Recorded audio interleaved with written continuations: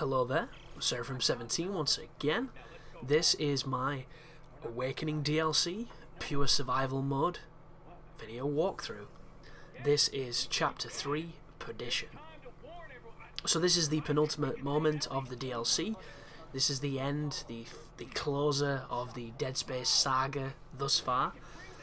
And it definitely takes an interesting twist on this moment. Isaac is beginning to realise that perhaps the necromorphs want Isaac to go back to Earth to show them where it is, and it puts this interesting rift between him and Carver. And I suppose you could say this is the way it was always going to go. I'll be careful here. When this guy turns up, do not be anywhere near him. He's a douchebag. I tried to go on the lift and force gun him and shoot him, and it doesn't do anything. He just murders you. You just want to run away, let him talk, and he'll vanish, and you don't even have to shoot him. I don't know why I did. It was a complete and utter waste of ammo, but he'll go away, you'll get a conversation with Carver, you can get on the lift and continue onwards. But as I was saying, you and Carver get this rift between each other. It's kind of silly, it comes on really sudden, and it's all down to the voices, the whispers, and there's this really strange hallucination fight that you're going to be having soon with, spoiler alert, with Carver. And I think it's a really cool idea, I just don't think they handled it very well.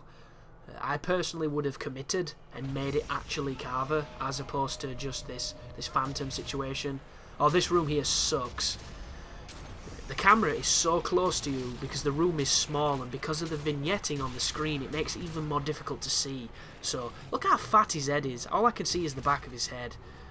Just get yourself in a decent camera angle, use the force gun to stop them from getting too much damage on you, and then finish them off. It's not challenging, it's just a little bit cheap, I think. But I would have committed. I would have Isaac and Carver fight, and it could have been a really tense fight against a human. And there hasn't been anything like that in the Dead Space universe, which makes this fight cool, but not as cool as it could have been. And that is immediately followed by another boss fight. So you've got two boss fights in a row, which is kind of cool. It's kind of different. They're not challenging boss fights by any standard. And I don't mean that to sound like I'm this brilliant player, because I mentioned in my God of War guide that certain parts of that game aren't hard. And I don't say that to annoy people or to make people feel like shit when they can't do it. I just mean that if you play it correctly, and you know, if you don't get reckless, you shouldn't have too much trouble with them. It's generally impatience that gets you killed. It's not the game. And I believe that this is probably very similar to that. But whenever I say something is easy, guys, that's not me trying to boast. That's not me trying to make you feel bad if you can't do it. If anything, that's me trying to give you confidence that you can get past it comfortably, you know, if you do certain things. And I hope it's perceived that way, but the amount of over-analysing on YouTube is just absurd. And people are going to believe what they want to believe at the end of the day, which is both, unfortunately, that's not even good English, is both unfortunate and fortuitous, so it just depends on if you get the good or the bad. But this is the boss fight with Carver. What I like to do is a double-sided sword. If you crouch over here, you're pretty much safe from everything. The only problem is when you return fire, because the geometry has invisible edges, you can sometimes hit thin air and it stops you from targeting Carver, so he can hit you a lot easier than you can hit him, and I think it's bullshit. And here we go, so there he is, and you'll notice that right there should have been a hit, but it wasn't. There's a good reason for that. I shot the bar instead of him, which I wish it went through, but it didn't. One Seeker shot will take out each form of this fight. All you have to do is keep hitting him and he's going to change positions. This right here is bad aim from me and bad play. If you're quicker and you're more... Look, that's bullshit, that one right there. But this is as hard as you make it, this fight. If you're out in the open being really aggressive, you can get tagged and die really quick. If you're over here, you're really safe. It's just a case of getting screwed by geometry. He comes round, force gun just in case, didn't quite clip him, and he runs away. He's over there, so just pop up, eke your way around, hit him, there we go. And there's a spawn close, but I think that's a trick spawn. Oh no. He's on the floor. Make sure you finish him off. And there it goes again. A laser's on us, but there's nobody there. It's just trying to tease you, just intimidate you. There's one over there. So just wait for him to look away and then capitalise on the fact he doesn't know where we are. And like, look at that. It's... I don't get why that didn't hit. I get why it didn't hit. It's all to do with the fact that I shot something that we can't see, because we can't see, you know, where the geometry ends and begins. All we see is these fancy textures. But still, come on guys. We can't swap shoulders and this bullshit happens. Like, the smartest thing is to always go and approach things from the right, because you then have the right of way. You then have the advantage in the gunfights, but every so often you want to go from the left, and I just took an unnecessary shot just then, all because of the hit detection, essentially. And I knew this was coming close to the end, so I get really aggressive, because it's not difficult, that guys, it's really not. I just had an unfortunate run just then, so... But that should give you confidence, because yours will probably go a lot smoother than that did. But we're back in the boss arena, and it's time to do some kiting. So what's going to happen is the crazy prophet guy, or the heretic, whatever you want to call him, he's going to be chasing you, teleporting, actually trying to stasis you, which I thought was funny. There he is. And he's going to get backed up by, I think it's maybe one or two of the black fishermen guys with the ice picks. He's also going to have the feeders with him, and you have to kill the marker to stun him and then shoot him with your seeker rifle. He takes 2 shots from my seeker, and it does not kill the necromorphs like it did last time, so the necros are still going to come for you, which you need to avoid like I just did. And on this phase here, you're going to see a crossfade. Did you see it? The reason you saw that is I was kiting for about 2 minutes, hoping that the next phase would happen, and it didn't. So I believe that you've got to kill the necromorphs before the next pillar turns up so that you can destroy it.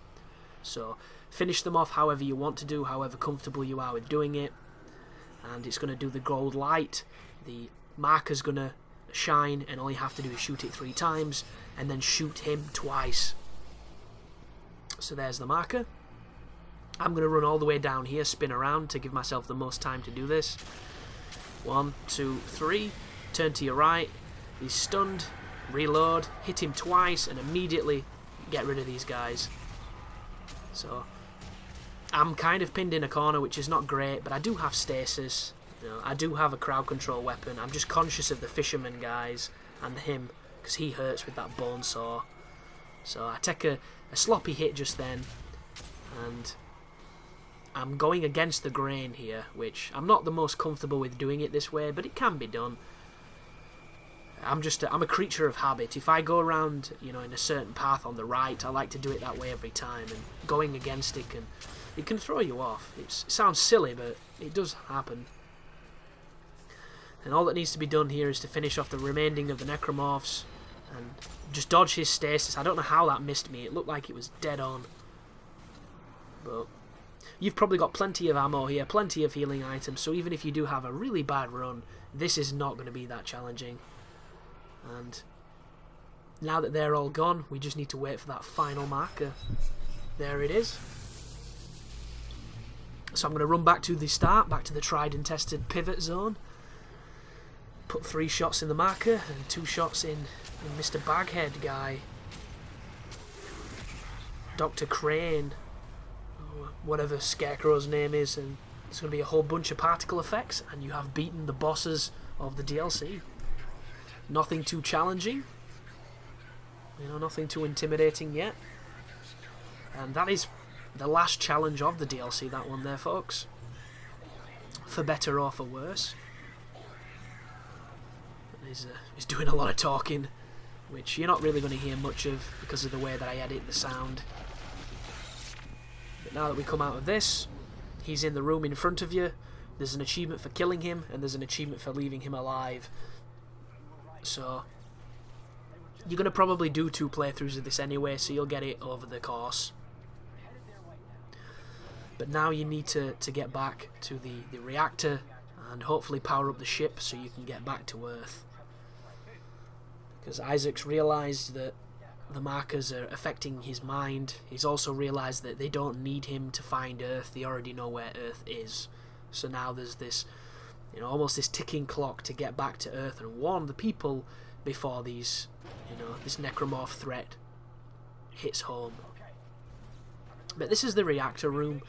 There's an achievement in this room for doing this in under 90 seconds, and I'm almost certain you can do this solo, but I tried to do it as fast as I could on my recording run, and there was a couple of moments that could have been a lot faster. If you have a co-op partner, this is probably a piece of piss, because you can probably be doing two at the same time. Also, I don't hit all of the cores, so I think I wasted a rotation, and it would have been even quicker if I did. But you stasis the core in the centre, you pull the valves to get the ball, you fire the ball in the gap, and then you blow up these gold looking rods. And it's that simple. Repeat it until it's done, and you've beat the DLC. There is no gravity in this room, so you can float around, which is awesome. But just bear in mind, if you remember the ball sacks on the wall that fire the bombs that killed you in the previous Dead Space and in this one, we know where they came from now, because there's giant ones in this room. These are the daddy bollocks, and I've never been touched by them because they're pointless and stupid, and one seeker round destroys them. But I reckon if you're anywhere near that projectile they spit, you're probably going to have a really bad day. But when you do hit them, they start rotating, and they put out this plume of energy, as you can see there. It's kind of like a green beam of energy. I don't know if that has any effect on your character. At first, I thought it was like an environmental hazard, but I don't think it's anything other than, you know, fancy particles and effects. So stasis, pick up the ball thing, fire it into the reactor, and then shoot the cooling rods, or whatever the hell they are. As soon as you take them out, I think there's one more here that I miss. I think this is where I mess up. Well, maybe not. I might have already messed up on that part. Like I say, you're in no danger in this room. I didn't understand it. I expected whiptails any moment. You know, after the first messing around with the balls, I just expected, boom, you know, a couple of necromorphs to fly at you. But instead, the game, you know, it focuses on engineering as opposed to combat, which I think is cool, because I reckon everyone's going to expect enemies on that sequence, and what it lacks in difficulty, it makes up in, you know, being a little bit more unpredictable.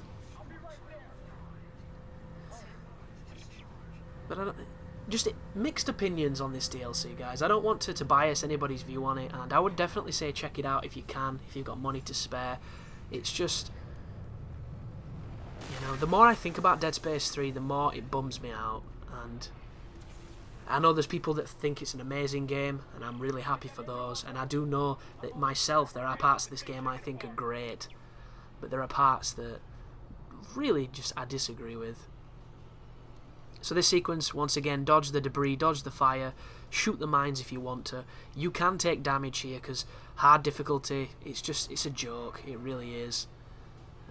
I don't understand it, I really don't. It could have been so much more difficult. But once you fall through these vents, all that's left to be done is to make your way to the cockpit, I believe it is. Sit down in the chair, and you're going to see a bunch of different endings, a bunch of different things.